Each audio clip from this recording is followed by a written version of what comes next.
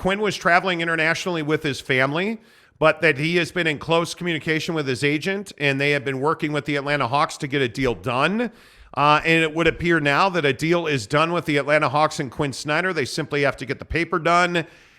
And the Utah Jazz have let it be known now that they are not going to ask for compensation in return for Quin Snyder. So Quin Snyder is likely to be the next coach. Just got to get that contract done. Jake, your thoughts on his fit with Trae Young? Yeah, I think my thoughts on his fit with Trae Young are Trae Young needs to find a new team. That's my thoughts on it. I think that Trae Young and his antics are done. I think this is DeJounte Murray's team, and I think that Trae Young is going to get traded. That's what I think. I think that, he has value around the league, obviously, and I know he's got some a good chunk of change left on that contract, if memory serves. But the point just is that Trae Young is obviously valuable, but I think his time in the ATL is done. I think that, Atlanta is looking for a bit of a fresh start here, and I think Quin Snyder showed with the Jazz that he has this unique ability to, be a long-term fit and really almost like slow cook a franchise, right? Like slowly but surely build into a playoff contender. And, Atlanta, lucky enough, is already a playoff contender. The only question is going to be when they trade Trae Young, what do they get back and how does that affect their timeline? Because to me, it's inevitable at this point. Trae Young got Nate McMillan fired. Everybody agrees with that. And Trae Young is notorious for getting guys fired. And I don't think that Quin Snyder is going to put up with Trae Young's antics or his BS or his selfishness. So to me, what's his fit? His fit is not very good here. And I think that it really says something that the Atlanta Hawks are willing to hire Quin Snyder when you already know that Trae Young is not going to fit well with Quin Snyder. So that's why I think that Trae Young's time in Atlanta is coming to an end. And frankly, I think it's needed. I think when you made that DeJounte Murray trade, that was the first sign that you were pretty much done with Trae Young. Well, I think you also have to go back to Lloyd Pierce, and let's not forget about good old Lloyd, because I think Trae Young got him fired as well. And you understand that, listen, Quin Snyder is a good fit in Atlanta. He was on Mike Budenholzer's staff when Bud was there, and I think Quin Snyder's a great hire for them. I'm a little surprised that the Utah Jazz let Atlanta hire Quin Snyder without compensation, and that compensation would have been a draft pick or cash because Quin Snyder is under contract with the Utah Jazz. They're going to let him walk away from that contract and become the next head coach of the Atlanta Hawks, which I think is a very diplomatic move, frankly, by the Utah Jazz. But I also tend to agree with you, Jake. I think Trae Young's time in Atlanta is coming to an end. He's got 2 coaches fired. He has caused great strife in that locker room. And I think you're right. I think they know that DeJounte Murray is a franchise-level talent, and it's simply been awkward between DeJounte and Trae Young, and Nate McMillan's paying for that with his job. And you also have to remember, though, that Quin Snyder's not exactly an authoritarian coach. Quin is a guy that was very much a player's coach here in Utah. He wanted changes. The management at that point, when he resigned, did not want to make changes. And the trade deadline, a year and a half ago now, they didn't want to make changes. I think Quin Snyder likes a certain type of player, and I don't believe that Trae Young is that guy.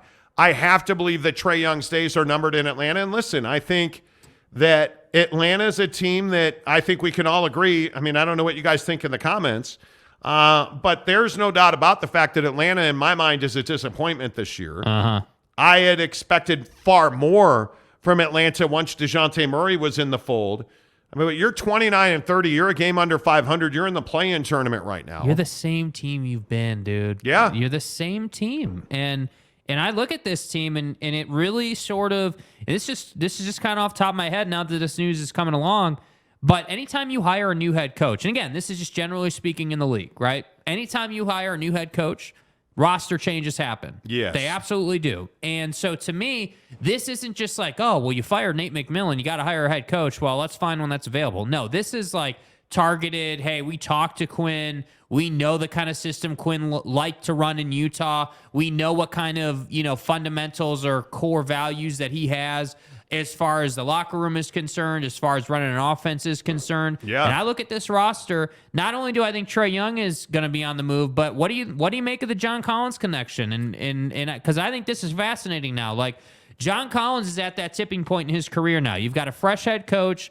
Now you're in a position where that head coach is going to make a decision on you, and if you were to get moved, it would be, I think, beneficial for you, but that obviously remains to be seen. Yeah, I think when you look at this line, just looking at some of their statistics, I mean, they've got to figure out how to use John Collins because I don't think he's being used to his highest best use now. And I think when you look at this lineup, I mean, their guys are Collins, Hunter, Capella, Young, and DeJounte. And I mean, you really, Bogdanovich, I still maintain he's an odd fit with that group. Right. So are you going to move on from Trae Young? Or are you going to be committed to him? I don't know. I'm telling you, Quin Snyder's a fantastic hire. I think he is.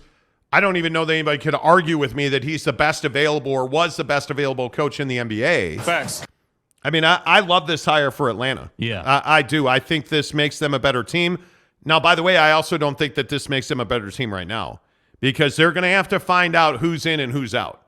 And my guess is, and it's just a guess, my guess is that Quin Snyder is going to quickly comb through this roster, and there are going to be some dudes that are going to get moved this summer. Mm-hmm. And John Collins is going to be one of them. And again, I'll just go back to what we've been talking about for months and weeks now.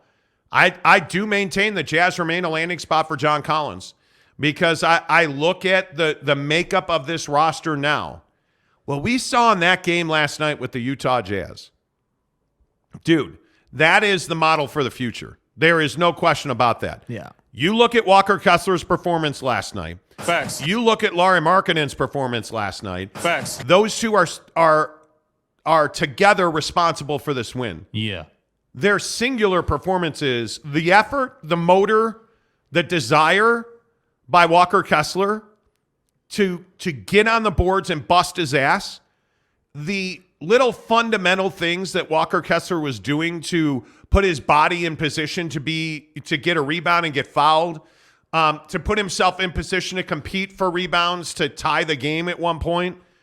That dunk late in the game by Lauri Markkanen, like this guy's unbelievable right now. Yes. And I look at where they are. This team is uniquely set up. If only they didn't have to deal with Kelly Olynyk on a minute-to-minute basis.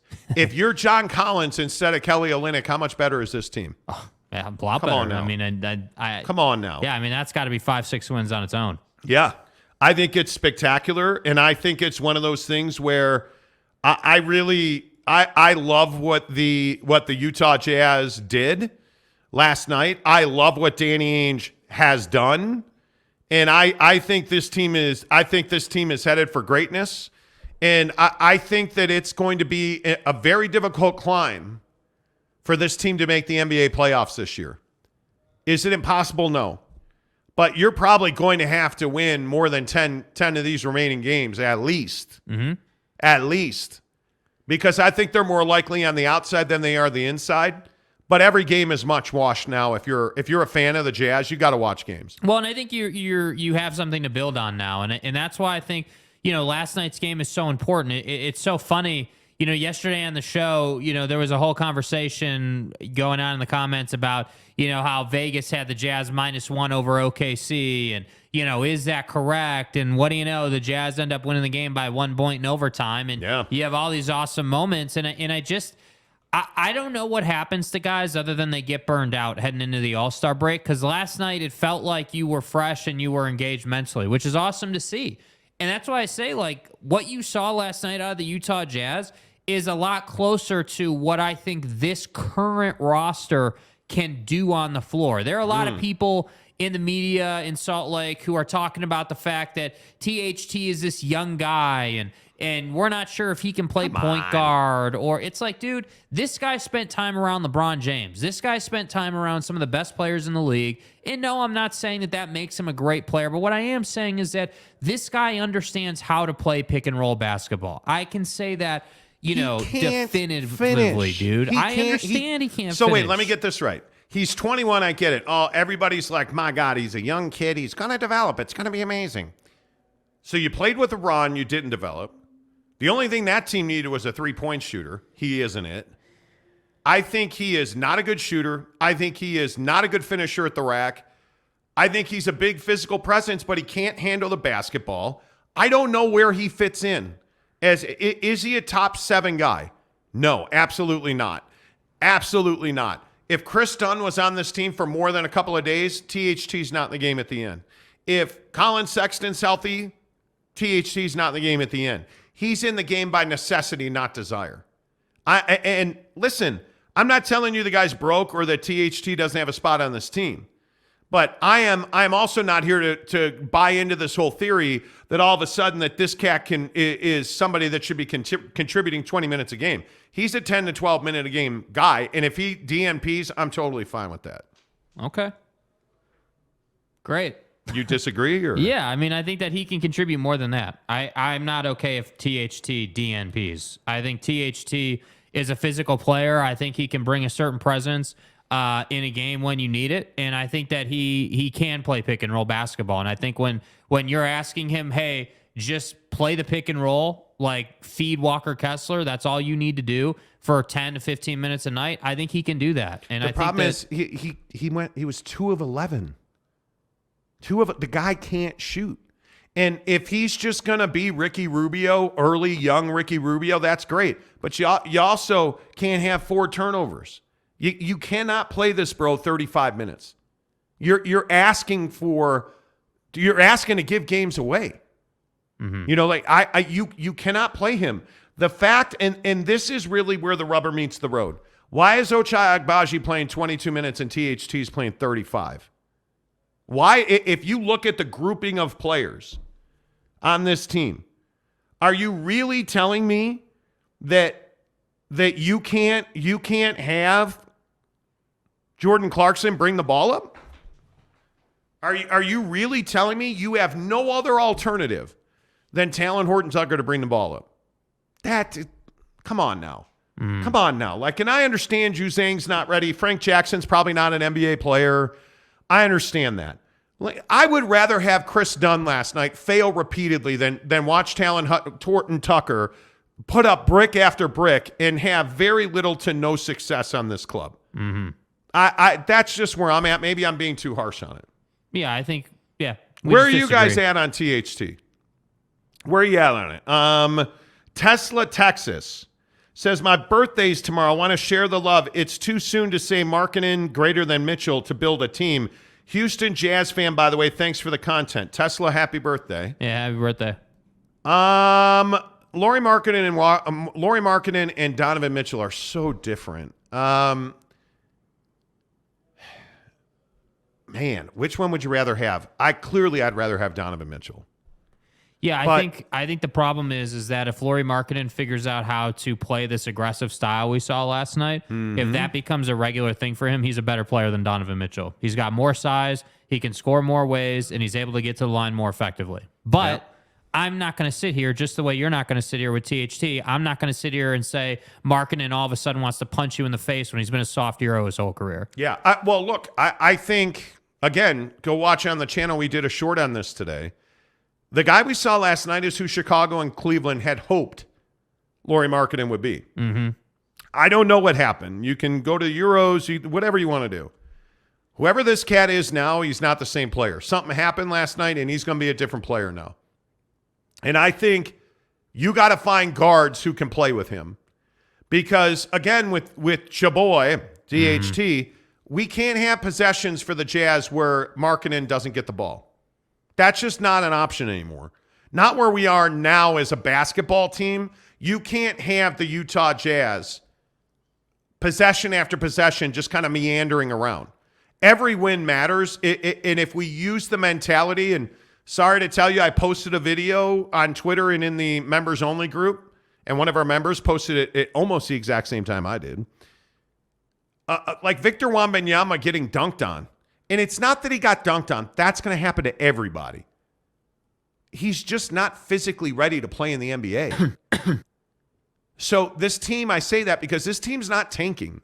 I think Will Hardy would love to make the NBA playoffs. I think Ryan Smith would love to make the NBA playoffs. I think they would. You're not doing that with Talon Horton-Tucker playing 30 minutes. And my big concern is that Colin Sexton's injury prone now. Yeah. And is it because he was rehabbing a knee for the last year? Okay. We'll find out next season, because if he comes back next season and he plays 50 games, He's injury prone. Right. And now that's a problem because I think next year's a big deal. Greg Hawkins, how the heck are you, my guy? Good to see you. Main Event says, I think Kessler will be Defensive Player of the Year within 3 years. He's awesome. And he trail blocks exceptionally well. And you're starting to see the crumbs of the jumper come to life. Yes, I would agree. Canes Dolphins 89 says, give me Trae Young for Kyle Lowry and a pick. Yeah. Kyle Lowry's got that air. You know. Brandon Butler, a member of the program, says, tinfoil hat time. Maybe this greases the wheels on that John Collins trade. Very much could. Yeah. Very much could. No doubt about that. I think you absolutely could. Ken Williams simply says, let's go Jazz. Okay. Capazzo in the GC says, last night's game was fun to watch. They wanted to win and kept fighting to get it. Brandon says, every game in the West is going to be must watch. Everyone is fighting for playoff spots. How about my guy? How about my guy last night?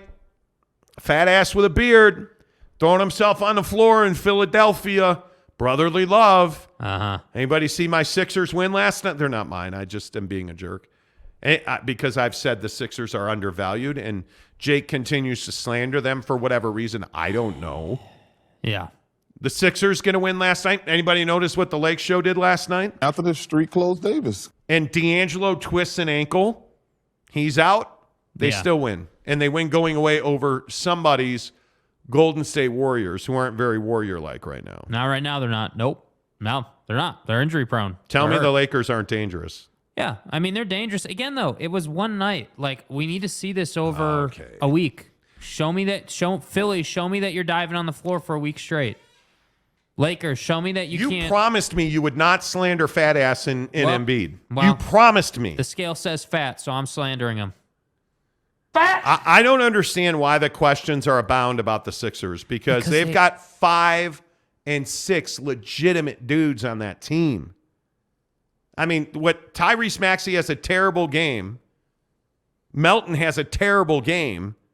And they still win because James Harden, of all freaking people, dove on the floor and made a tremendous play. Has James Harden ever done anything in the postseason in his career? Eaten a lot. Right?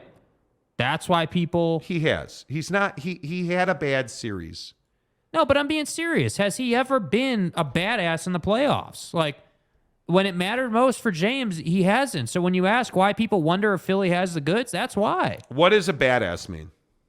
A badass looks like Kevin Durant not beating the Bucks on his own because his toe was on the line. That's what a badass looks like, right? Like, a badass looks like somebody who is beating you, who is over the top dominating a game. And I agree. You have to cut Harden some slack here. He's a little bit older now. He's not the same guy he was in Houston, but that doesn't mean he sucks. He's a damn good player still. But what I'm saying is that you keep asking me why I'm not giving Philly this credit that they deserve or whatever. I just want to know why you slander him. That's all I'm asking. Because they haven't done anything. They haven't proven anything. Like, Harden and Embiid haven't done anything together. It's been Embiid and everybody else. In 27 series, James Harden averages 22 points, 5 boards, 6 dimes. What does he shoot from 3? He does not. Well, that's a problem. He only shoots 33.5% from 3. Look, I'm just saying. I mean, those aren't great numbers. I wouldn't. I'm just saying the guy doesn't have a great postseason reputation, and I don't know. Like, hey, maybe he turns that around this year, and I eat a crow sandwich. Fine, but that's the answer to your question of why nobody wants to give Philly credit. Well, one trip to the finals, he was not good. He shot 12%. But wasn't that? When was that? When was that trip to the finals? Excuse me, he averaged 12 points. That was back against Miami and OKC, wasn't it? Yeah, that was the OKC 2012. matchup. Yeah. 2012. So that's a different time, right? Like, I'm not holding that against him, but what I'm saying is that, yeah, the 0 for 27 against Golden State is burned into my memory. The 192 against Milwaukee in the Kevin Durant series when he shot 19% from 3. Yeah. Is that one burned into your memory a little bit?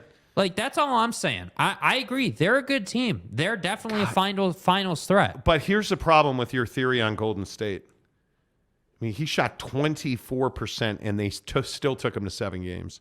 Yeah, I agree. But James Harden looks like a more motivated player.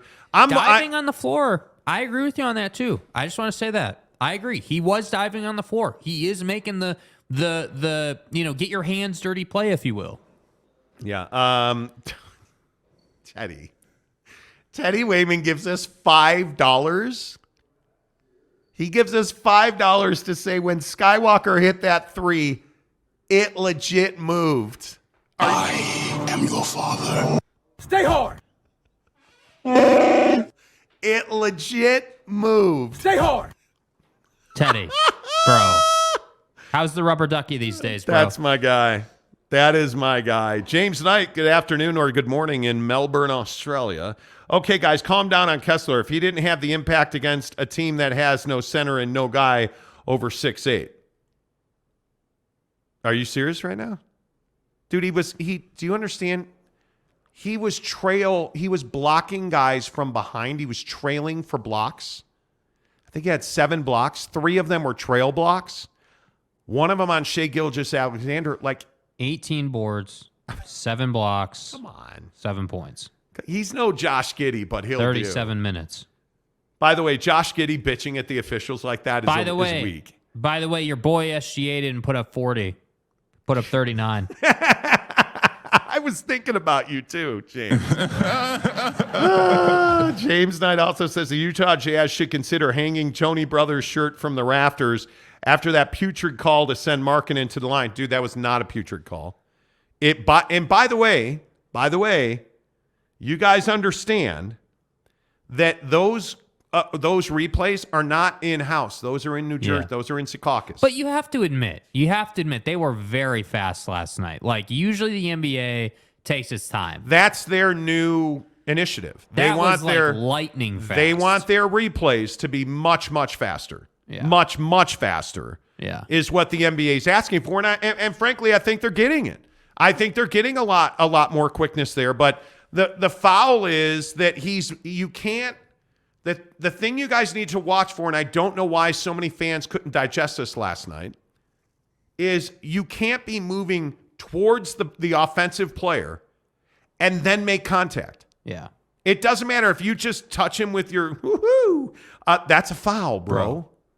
That's a foul. And when Lauri Markkanen's shooting a 3 and you're moving towards him and then you hit his leg and he does an exceptional job of falling down afterward, that's a foul. Right? But the foul right before that, God, the foul right dude. before that was called on the Jazz On that they Ochai. reviewed it was Ochai. Ochai. He's moving forward and then he causes contact. That's a foul. I'll meet you in the middle a little bit, James. It was a close call, but I thought it was a foul too. He left his feet, which is a cardinal sin on defense, number 1. Number 2, he's moving toward him, and when he makes contact, he's still moving toward him. Had he landed and stopped completely and hadn't been moving forward, if he had just landed square on his feet, grounded in his position, and SGA came towards him to make the contact, that's different. But that's not what happened. Yeah. Serious. By the way, can we read my homegirl Sadie's comment here? No. How is she your homegirl? And where's her comment? Keep going. It was up above James, I think. It was up above James. Scroll up right there. Sadie B. I side more with Jake. Why, Sadie? Why do you come in here and pump up his ego? Hey, look here, man. I like THT, big body and a great passer, not a scorer, but we don't need him to be one. If he was just, how about our guy Jordan Clarkson last night, Sadie? Yeah. How about Jordan Clarkson driving and kicking? How about now? He Stay hard. He is a guy that I agree. It stood up a little bit when he made that pass to the corner. Stay hard. For Lauri to hit that 3. I thought that was great. Right. But if he keeps doing that, that's a bright light. See what I mean about JC? Seriously, I want to take a minute on this. Do you see how wide open those looks are? Wide open. I'm talking about, dude, it had to be 10 feet of floor space to Ochai in the corner. All they're doing is collapsing on JC. If he just kicks, dude, if they can get, and this is why I always talk about with the Jazz, and I talked about it when it was Don and Bogey and Mike, the old Jazz team that we all started this program on, right? When those guys penetrated the paint and then kicked, you had wide open look after wide open look. That old Jazz team that we all started this program on. That was like 15 minutes ago. Well, hey, man, 15 minutes ago and 12,300 subs later. You guys, how long ago does it feel like the Dallas series was last year? My name is Luca. Like, that feels like years ago now. The bubble feels like... How long ago was the Rudy Gobert him or me tweet published? Dude. Tell me that you don't think Jerry Sloan coached that Dallas series with Bogey rimming that ball out. Come on. The bubble feels like 1974. Yeah. That feels like it was a long time ago. The Monty program, NBA Utah Jazz Talk, is always brought to you by our good friends at Quick Quack Car Wash, where they can't stop and won't stop. Okay, guys, I'm going to tell you the secret to impressing my neighbors, the Wyatt coworkers, you name it. I just swing by Quick Quack. It seriously takes 2 minutes, and people can't stop, won't stop checking me out. Getting a clean car is definitely my best life hack. Kids are messy, camping's dirty, but my truck sure isn't. Yeah, Quick Quack Car Wash presents all of our NBA and Utah Jazz Talk. Hey, look at that there, guys and gals, Sadie. You can scan that QR code right there, and if you're watching on a phone, I know it's QR code. How do I scan it when I'm watching on my phone? Hit a screenshot right now, and if you don't know how to do that, it's your side button on the right side of your iPhone, because nobody on this show uses Droid. Good. The button on the right side, the top button on your left side, just click them together. That'll take a screenshot and then have somebody hover over it. It'll open up a coupon for you. It's all good at Quick Quack Car Wash. 50% off any car wash you like. I'm telling you, you're in and out of there in 5 minutes. The car looks great. That's the one thing you can always count on at Quick Quack. The car's going to look amazing. And you're going to be in and out of there in 5-7 minutes. They're going to give you free towels. They're going to give you free vacuums. You're going to get service with a smile. What's not to like about Quick Quack Car Wash? Make sure you tell them you heard about it on this here Monty program at 4:30 in the afternoon Mountain Time. We're talking Utah Jazz basketball. Gary says, droids, you mean the Poverty Cellular? Yeah, that's exactly right. Poverty Cellular. Okay, listen to me. Okay, I'm looking at some of these comments. Tanner T's comment up at the top. I make one comment and we immediately go to this. Why? Because it's a bunch of dudes and she's a chick. And so, of course. What's up, motherfuckers? We as men are terrible. Children. Can I tell you, we as men are terrible. Children. Merk Life, who's a member of the show. Merk, good to see you. Build the team around Kessler and Markkinen. Not a question. Excuse me. The nomenclature is program. Yeah, build a program on NIL around Kessler and Markkinen. Walker We Kessler. built this program on NIL. Dude, Walker Kessler last night was amazing. It's impressive, man. I'm telling you, he can be the guy. Keaton on the Critchlow says, I'm all here from Memphis picking up losses. Dude, Dylan Brooks, Please. I'm preach. not a hater. No, I am not be a hater. Hate on him, bro. You can't. I can't stand Memphis. Yeah. Like, how did this team become so unlikable? You're John a douche. Morant, boo-boo, pee-pee, ching. Like, what are you doing? Oh, that's right, you're losing. Like, he's doing the whole... Hey, like, Ja, can we get a laser pointer for your fake gun on the floor? Like, he's doing all these shotguns, and they're hitting threes, and they're doing this and this. Desmond Bain can't hit water from a boat Brick. to win the game. Brick. Like, two wide open looks, nothing close. And so, of course, well, George Niang, the crossover SUV, like ripping the ball out of Jaren Jackson's hands so Dylan Brooks gets it. Like, go home. Nobody likes Memphis. And That guy's definitely a douche. Dylan Brooks, get the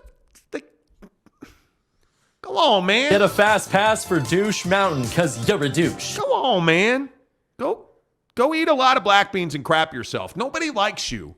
Right? Like, nobody, like, who likes Dylan Brooks? Seriously. I mean, I really hope he sharts himself on the floor tonight. I don't know. Do they play tonight? Like, I'm just not a Dylan Brooks fan. When you wishing somebody to shart themselves, dude, it's very serious. You know, Big Dog O-Town says, yeah, I'm a THT fan also. You guys need to go to confessional because it's a sin, you know. Ken Williams, Ken, why do you go here? I don't understand this. The refs protected Alexander all night long last night. You can't touch the guy with them calling a foul, without them calling a foul. It is what it is, man. It's cool. Why do you it's go cool. there? I don't get that. Yeah, Brandon Butler says, because it's Girl Scout season. Dude, I have not had a single is it Girl Scout cookie. I thaught you said it was a few days though before we could start sending out the link. You know, Amber says it's okay, Sadie. You get used to it. You guys, listen. Damn. Let's be better than that. Dude, grow up, man. Be better. Be better. Jake is single, by the way. If you have sisters, Dilly dilly. if your mom's hot, age is not a requirement.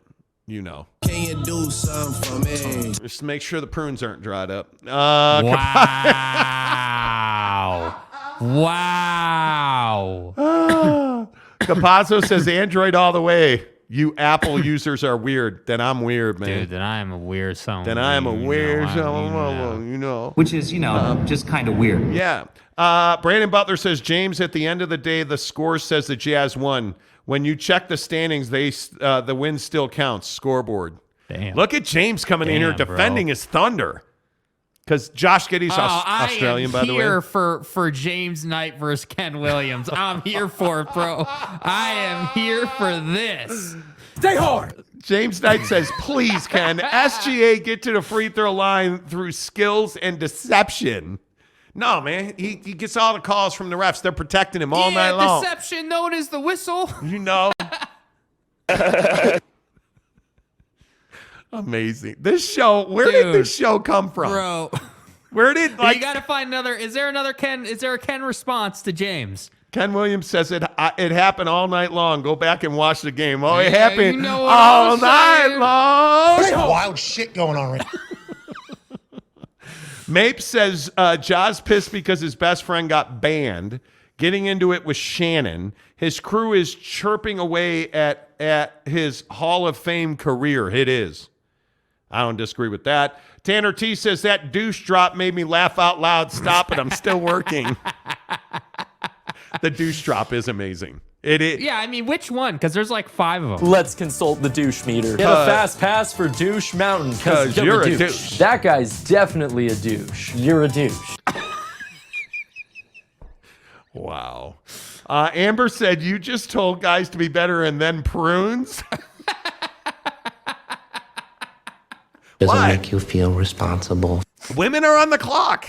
Get used to. No, I'm kidding, dude. I'm kidding. I just thought that you would appreciate me treating you like an adult. Yeah, I mean, we're just keeping it real on the program. Sometimes I think I just say shit. You know, we built this through NIL. So I said, yeah. You know, Illert Gnick. Jake is single. Hide your kids. Hide your wife. Hide everybody because Jake is coming. Yeah, I'm on that prime energy. I'm coming. That motherfucker You don't have that drop, do you? No, I don't. I gotta get it. I Yeah, sent I it to you gotta- like 10 times. I know, dude. That's I know. such a good drop when Deion Sanders is introducing himself to all the guys he's about to cut. He's like, yeah, you guys suck. I'm coming. The soon-to-be ex-quarterback's like, hey, this is my sister Jane. I'm coming. It was one of the greatest speeches. If you haven't seen it, get on the YouTube machine and find it. I promise you I'll have him for Monday. How about that? I'm coming. I will have him for Monday. I love it. I absolutely. But are you guys Deion Sanders fans? Yes, I love it. Are you Deion Sanders fans? I would love nothing more than Colorado to just take the pack by storm, dude. We come in. And now he's turned into like this cultural icon. Yeah. And so now there's like all the Instagram Deion Sanders motivational speeches. You know, like, I'm coming. It's just so good. Yeah. It's so good. I don't have any idea if they're going to win or not. But Shador Sanders is a hell of a quarterback, and he's Hunter. Dude, kid can play. Speaking of you can play at Barbecue Pit Stop, bbqpitstop.com. The best barbecue equipment in the business. When you hear Barbecue Pit Stop, I want you to think the best barbecue equipment in the business because they've got Traeger, Yoder, Big Green Abe, Camp Chef, you name it. They've got it. They've got everything you need, all the pellets. They've got the mats for the ground with all this snow, the spring rain. They've got the grill cover that is the Traeger grill cover. Must have, dude. Dude, that's a spicy meatball. That I don't know why I said that. Anyway, the point is that grill cover. Yes. You know, they've got drip pans. Again, they've got every pellet flavor you could need. Please try the competition mix. Please try the cherry. But the bottom line is when you go to Barbecue Pit Stop and you get your spices, your rubs, your sauces, your wing dust, your tongs and stuff, your thermometers, they've got a good thermometer is absolutely imperative. They've got that too. It's all available online at bbqpitstop.com. But what you're getting at Barbecue Pit Stop is you're getting the people. The guys at Barbecue Pit Stop, they're just in the lifestyle. So they understand smoking briskets, smoking hot dogs, smoking Papa Murphy's pizza. They can tell you how to do that because they've done it.